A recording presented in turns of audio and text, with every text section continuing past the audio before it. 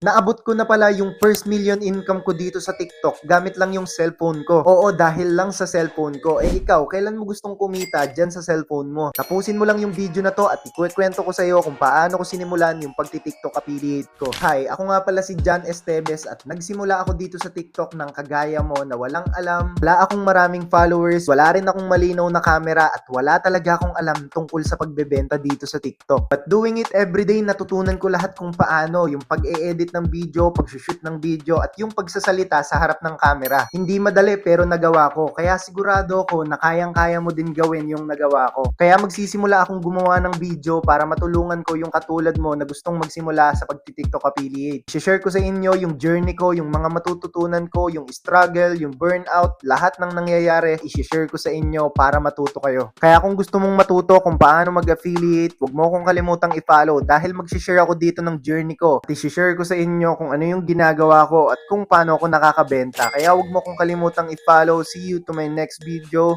Abangan mo.